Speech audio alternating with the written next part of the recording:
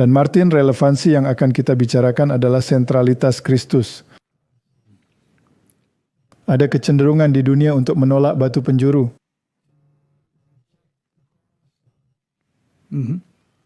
Sistem-sistem agama di dunia menempatkan tradisi sebagai pengganti batu penjuru.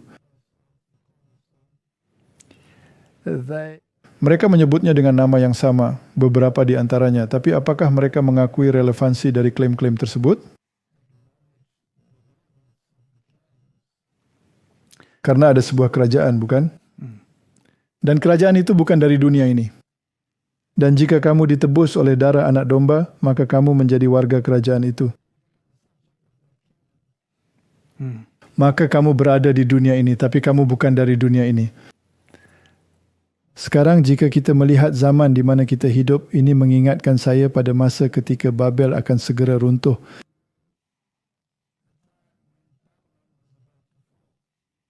Bukankah itu pekabaran malaikat yang kedua? Ya, Baiklah. Bukankah ada pengulangan yang keras dalam Wahyu pasal 18? Pergilah kamu, hai umatku, pergilah daripadanya supaya kamu jangan mengambil bagian dalam dosa-dosanya dan supaya kamu jangan turut ditimpa malapetaka-malapetakanya. Nah, Martin, ada suatu masa ketika Raja Belshazzar mengadakan pesta, bukan? ya, Dan kerajaannya malam itu akan segera runtuh dan dia akan kehilangan nyawanya. Dan sebuah tangan muncul dan menulis di dinding. Dia sama sekali tidak tahu apa artinya. Tulisan di dinding. Dia hanya tahu itu pertanda buruk dan lututnya gemetar. Tapi dia tidak tahu apa artinya, kan? ya, Saya khawatir, Martin, bahwa tulisan itu ada di dinding dan banyak sekali orang, bahkan mereka yang seharusnya tahu, tidak tahu sama sekali apa yang tertulis di sana. tidak. Jadi mengapa tulisan itu muncul? Apa tindakan kemurtadan terakhirnya? Dia meminta cawan-cawan itu. Ya, dari Tuhan. Cawan Tuhan dari bait suci. Dan dia memasukkan anggur biasa ke dalamnya. Martin, bisakah kamu menyajikan anggur biasa dalam bejana-bejana Tuhan? Tidak. Apakah ada bagian dalam Alkitab yang menyebutkan tentang anggur Babel? Ya, dalam kitab Wahyu, Dan bukankah raja-raja dunia meminumnya dan menjadi mabuk? itu 100% benar. Wahyu, dan apa anggur yang mereka minum itu? Dan anggur itu adalah ajaran palsu, bukan? Mungkinkah anggota gereja yang seharusnya tahu lebih baik bisa terpengaruh oleh anggur ini? Ya, Mengaku memegang cawan Tuhan? Apakah menurutmu itu mungkin? saya bahkan tidak berpikir itu mungkin. Itu pasti terjadi karena Alkitab mengatakan akan seperti ini. Sekarang mengapa orang-orang ini tidak tahu apa yang tertulis di dinding? Siapa yang harus mereka datangi untuk memberitahu mereka apa artinya? Para nabi.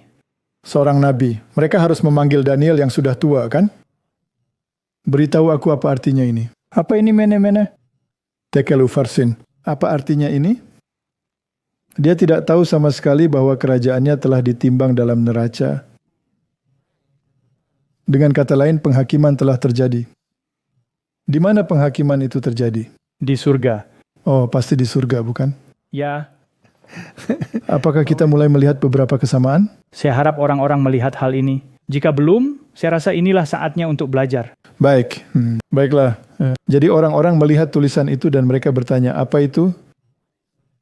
Apa itu? Saya pikir ada orang-orang di dalam gereja, bahkan mereka yang menaati perintah-perintah Tuhan dan berpegang pada kesaksian. Oh, tidak, mari kita ungkapkan kembali. Mereka pikir mereka menaati perintah-perintah, tetapi tidak berpegang pada kesaksian. Mereka tidak punya nabi untuk menjelaskan artinya kepada mereka. Tidak, karena mereka telah membuang kesaksian Yesus. Jadi apa arti tulisan di dinding ini? Saya tidak tahu sama sekali. Dan jika mereka ingin mendapatkan seorang nabi untuk memberitahu mereka, itu lebih mirip dengan orang yang mengatakan, saya punya 400 nabi. Lalu mereka bertanya, tapi bukankah ada seorang nabi Tuhan di sekitarmu? Ya benar, tapi aku membencinya. Karena dia berbicara negatif terhadap saya. Dia mengatakan hal-hal yang tidak ingin saya dengar. Martin, jika kita tidak memahami tanda-tanda zaman, kita tidak akan pernah bisa membaca tulisan di dinding. Dan jika kita tidak mendengarkan dan memperhatikan apa yang dikatakan Nabi, maka kita tidak akan pernah mengerti. Sangat penting.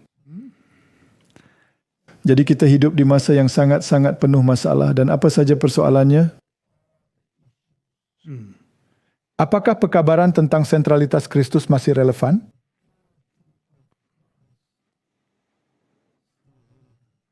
Tentu saja,